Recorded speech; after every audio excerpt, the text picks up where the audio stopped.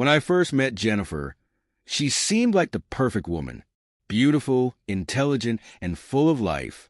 We had been married for 3 years, and while things had been far from perfect, I never thought we'd reach a point where I would feel humiliated in my own home. The trouble began when Jennifer started spending more time at the gym. She had always been into fitness, but recently, she started talking about a new training partner named Brad. Brad was a guy in his late 20s, fit, confident, and had that alpha energy that people couldn't ignore. At first, I didn't think much of it. Jennifer was just getting in better shape, and I was happy for her. However, the more she talked about Brad, the more uncomfortable I became. It wasn't just about working out anymore. They started going for post-gym drinks, chatting late into the night, and Brad started showing up at our house more often. Jennifer would tell me it was to help with her routines, but I could sense there was something off. Then one evening, after a long day at work, I came home to find Jennifer and Brad sitting on our couch laughing. I greeted them, but Brad didn't even acknowledge me. He was sitting there all smug, as if he owned the place. Jennifer noticed my awkwardness and tried to laugh it off, but the tension in the room was palpable. Brad stood up to leave, and as he walked past me, he shot me a smug smile and muttered, "Good luck keeping her around." I froze. That was the moment it hit me. There was something going on between them, something Jennifer wasn't telling me. I tried to approach Jennifer about it, but she brushed it off. "You're being paranoid," she said, giving me a peck on the cheek as if everything was fine. But deep down, I knew I wasn't imagining things. There was a connection between them, one that went beyond fitness routines and friendly banter. Days turned into weeks, and the situation got worse. Brad began showing up at our house unannounced, and Jennifer started spending entire weekends with him, leaving me to fend for myself. I started to feel like a third wheel in my own home, a stranger in the relationship I once thought was solid. Then came the night that changed everything. I had come home early from work, hoping to surprise Jennifer with a nice dinner. Instead, I walked into our living room to find Jennifer and Brad in an intimate embrace. My heart sank. Brad was kissing her neck, and she didn't seem to care that I had just walked in. I stood there, frozen, my stomach churning. Jennifer turned around, a look of guilt washing over her face. But it was too late. The betrayal was too obvious. Brad stood up, glaring at me. "I've been waiting for this moment," he sneered. "You're just in the way now. You're not her type anymore. I'm the man she needs. Get used to it." I couldn't believe what I was hearing. Here was this guy, this arrogant, overbearing jerk, insulting me in my own home, claiming what was rightfully mine. Jennifer just stood there, looking conflicted, but she didn't stop him. That night, I packed my things and left. I had never felt so humiliated in my life. The man who had tried to bully me, who had taken my place in my own home, had won. But little did he know, this was far from over. I wasn't going to let him get away with it. Not without a fight. I spent the next few days in a haze of anger and disbelief. I couldn't understand how Jennifer, my wife, the woman I had loved, could let someone like Brad waltz into our lives and take control. I felt like a fool, a man who had been blind to the reality of his own relationship. Yet, something deep inside me stirred. I wasn't going to let this end like this. I wasn't going to let Brad think he had taken everything from me. I called up some friends for advice and found solace in their support. I knew I couldn't just leave without confronting Jennifer and Brad, but I needed to regain my confidence. I started working on myself, hitting the gym, eating better, and clearing my mind. Slowly but surely, I began to feel stronger, more like the man I used to be. About a week later, I finally decided to face Jennifer. I went to our house and waited for her to return. When she walked in, I could see the guilt in her eyes. She had expected me to leave for good, to just disappear from her life without a fight. But I wasn't going to make it that easy for her.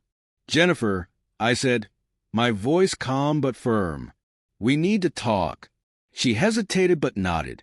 "I know you're angry, but I never wanted to hurt you. Brad and I. No, I interrupted. I know exactly what's been going on, and I won't pretend to be okay with it. But this isn't just about what you did. This is about the disrespect. The way Brad came into our home and tried to bully me, to take my place as if I wasn't even here. Jennifer looked down, shame flooding her face. I never meant for you to feel like that. It's just that Brad made me feel powerful, alive in a way I haven't felt in a long time. I thought I was growing, but I see now. I was wrong. I let out a deep breath. I get that. But what Brad did, what he said, was beyond the line. He didn't just disrespect me. He treated me like I was nothing, and you let him. I didn't know what to do. I was confused, she admitted, tears starting to well up in her eyes. I didn't want to lose you, but at the same time, I didn't want to lose the part of myself I found with him. There was a long silence between us. I could see the conflict in her eyes, but I also knew she wasn't fully invested in our marriage anymore. The connection she had with Brad was real, and that hurt more than anything.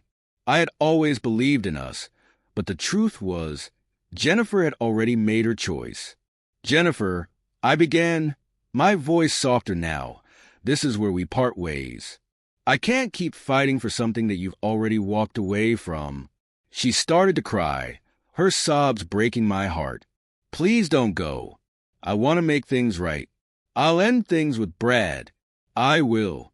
Just please stay. But as much as I still loved her, I knew that staying wouldn't fix what had been broken.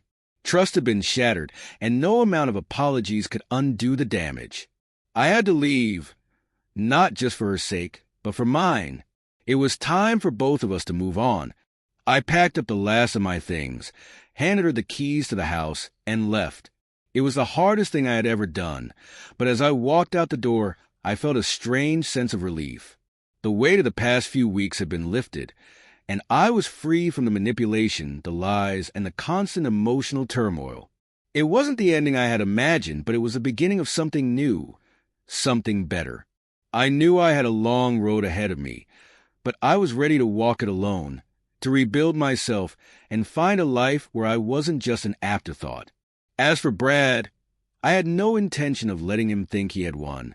I knew the type of man he was, selfish, entitled, and cruel. I didn't want revenge, but I wasn't going to let him get away with treating me like a doormat. A few months later, I ran into Brad at a bar. He saw me first, and instead of walking away like I had expected, he approached me with that same cocky grin on his face. Well, he said, his voice dripping with arrogance. Look who it is. You finally gave up, huh? I met his gaze with a calm confidence. No, Brad, I didn't give up. I just realized that I deserve more than what you or Jennifer could ever offer. And you? You're nothing but a passing phase. Brad sneered, but I didn't back down. I had moved on, and I wasn't going to let him, nor Jennifer, hold any more power over me. I walked away, leaving him standing there, seething with rage. The journey wasn't easy, but I had learned something invaluable. No matter how strong someone might seem, no one could take away your worth unless you let them. And I wasn't about to let anyone do that again. As time went on, the pain from what had happened slowly began to fade, though it wasn't without its struggles. At first, I felt like I was walking through life in a fog, unsure of where to go next. I'd lost a lot more than just Jennifer. I had lost the vision of the future I had once cherished, the sense of security that comes with being in a committed relationship. But through that fog, I slowly started to see the possibility of a new life. I threw myself into my work, focusing on projects that I had put off for far too long. I spent time reconnecting with old friends, ones I had neglected in the chaos of my marriage. It was like discovering parts of myself I had forgotten existed.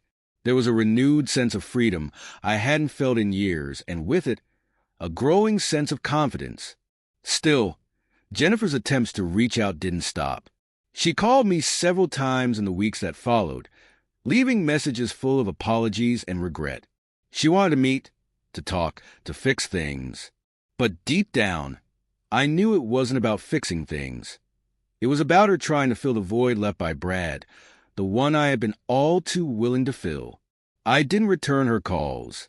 The past was too damaged, and trying to rebuild that with the same person who betrayed me seemed like a futile effort. Then came an unexpected twist.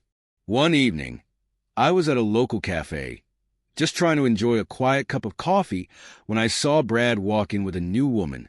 He was acting the same, full of himself, the confident alpha that Jennifer had fallen for. For a moment, I considered confronting him. I had so many things I wanted to say, but as I watched him laugh and flirt, it hit me that I didn't need to engage with him anymore. Instead, I made a decision. I would rise above this. I wasn't going to let him or Jennifer define my life any longer. I wasn't going to waste my time or energy on people who saw me as an obstacle to their own egos. I was done with both of them. What they did was behind me, and I would not let it drag me down any further. Months passed, and I continued on my path of self-improvement. I enrolled in a few courses that interested me, learned new skills, and traveled to places I had always wanted to visit. Slowly, the joy and purpose I had lost returned. I found new friends who respected me for who I was, not for the life I had once lived. I started dating again, not out of need, but out of desire to share my life with someone who valued me fully, someone who understood the importance of mutual respect and love. Jennifer's presence in my life faded away, as did Brad's. I heard through mutual friends that things hadn't gone well for them. Brad's charm seemed to fade with time, and Jennifer found herself alone, trying to reconcile the person she had become with the one she wanted to be. But none of that mattered to me anymore. I was living my life on my own terms, and the drama of the past felt like a distant memory. And then, almost a year later, I ran into Jennifer again. This time, we didn't meet under the same cloud of pain. She was sitting alone at a bar, looking different, softer, more introspective. When she saw me, there was no arrogance or excuses, just a quiet acknowledgement of the past and the changes both of us had gone through.